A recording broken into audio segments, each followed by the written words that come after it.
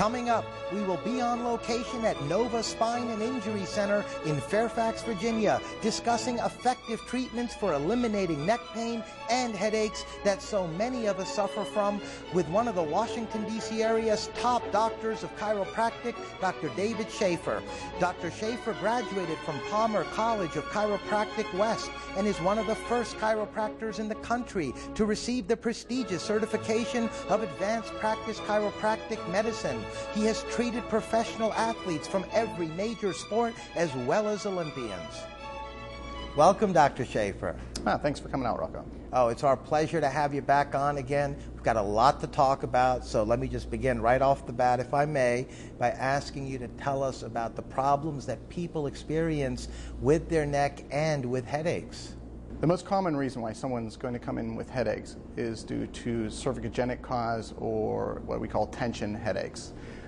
Tension headaches can be caused by shoulder position during work positions, as well as just people having weak muscles in certain areas which cause dysfunction to the structures of the upper extremity and neck. And as far as the neck pain, basically the headaches can be an offshoot of neck pain.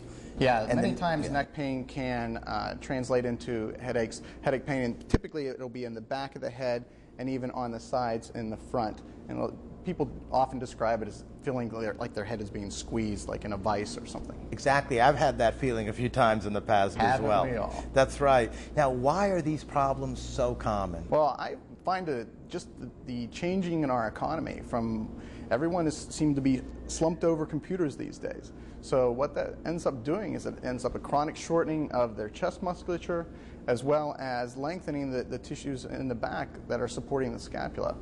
And when you do that, that rounds your shoulders, it forces other muscles in the back and neck to do the job of supporting the scapula, and that creates overuse and muscle tension, and these can all translate into headaches and neck pain. And who would be a typical candidate? Pretty much anyone who is doing repetitive tasks or having a job that's maybe in sustained postures, working with computers. So that pretty much takes in almost everybody at this point. So just through one's daily job, depending on obviously whether they're behind a keyboard a lot like you mentioned a moment ago, or lifting, or whatever their job may entail, in addition to physical activities, sports-oriented folks, basically day-to-day life most definitely. Situations. All neck pain is not necessarily related to just overuse and things like that. People can also hurt their necks doing specific tasks, whether that be in a sporting event or lifting something incorrectly or things like that also. Well, that takes me to my next question, and that's what today's topic is all about. What are the effective treatments for these problems that you've discussed here thus far, and how do they work? Well, there's different treatments, anything from medication to exercise programs to conservative care that we do in our clinic here. A lot of the things that I have developed over my years in practice incorporate a lot of soft tissue techniques, which is called myofascial release. So I do a lot of soft tissue. I mobilize the segments, which means that I take the joints through a range of motion while I'm doing the soft tissue work to help reduce muscle spasm and reduce pain. By doing this, we're able to free up those tissues and allow more normal motions to it. After we get people's pain levels down to some extent, we then incorporate rehab exercises to strengthen those areas so to help prevent that pain from coming back in the future. Are they basically, some of these techniques, an adjustment that's being made to that particular muscle or sore area? The tissue techniques more so work on the musculature. To also free up the joints and get them moving a little bit better, we do incorporate spinal manipulation in our treatment protocols. You have to pick your patients correctly because not everyone is a candidate for spinal manipulation. Another relatively common form of headache is people who have migraines. Now, oftentimes people come in my office and claim they have migraines when they just start having intense musculoskeletal cervicogenic type headaches. But people who actually do have migraine headaches and are under the care of a neurologist or like a professional need to also be co-managed with conservative care. The migraine traditionally is a vascular headache, and that is only going to be helped with some sort of medication. They found that about 30% to 40% of migraine sufferers' pain is also related to tension and cervicogenic headaches. So chiropractors can treat migraines, but only that portion of it. They need to be co-managed with a neurologist. Very interesting. And I wanted to also ask you, Dr. Schaefer, regarding these treatments that you just discussed, how soon would a patient typically, for instance, begin to start feeling relief from the pain that they've been suffering? Truly, that is patient to patient. I've had patients who, after one treatment, felt significantly better, and we were able to get them directly into a rehab program to strengthen the areas that were causing the problem to begin with. Other patients, it takes up to 2 to 3 weeks to see real improvement.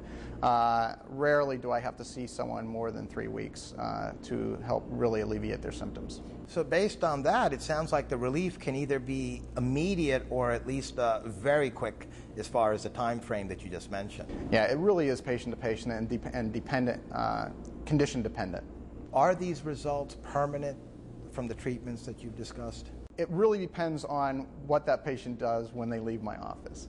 Are they continuing the activities that brought on the pain to begin with, and are they following up with their exercises? Now, even in the best case scenario, there are going to be times where headaches or neck pain may reoccur. But if they follow the instructions and really are proactive about their health care, they can prevent these things from occurring often. So basically it comes right down to what their lifestyle is all about, and whatever caused the problem in the first place, as long as they don't go back and do the same exact thing, then they won't have to worry about that reoccurring. But in cases of professionals and folks out there who are obviously logged onto their computers quite a bit, which pretty much most of us are, is that something that at least can alleviate the pain from what you've described here enough where the chances of that pain becoming acute or severe is minimized, or if not totally taken away? Well, one of the things with people who have a job, and we all have to work, unfortunately, one of the things that they can do to help prevent these things from coming back or work on their ergonomics of their workstation. So have their keyboard at an even level so that they're working in neutral positions with their arms and forearms. Have their monitor directly in front of them at about a 15-degree angle down from the eye level, as well as keeping that directly in front of them and not turned to the side so that they're constantly in a little bit of a torqued position in the cervical spine. These are ways that we can help prevent some of these things. Additionally, if they take even like a 5-minute break from sitting in the sustained postures every hour, get up, go to the water cooler, get a cup of coffee or whatever they need to do just to give their musculature a break during the day. And that's actually going to make them more effective in their job also, because they'll be able to work more effectively and proactively, and I'm sure their boss will appreciate that. Of course, that's right. Some very good preventive tips that you just mentioned for us. How safe are these treatments? The most dangerous thing that chiropractors do are cervical manipulation. And as long as you take your precautions and pick your correct patients, it's very, very safe. A serious complication with cervical manipulation happens 1 in 1.5 to 3 million times. It's actually a higher probability that you'll have a complication from an over-counter medication than you would from that. From cervical manipulation, yeah.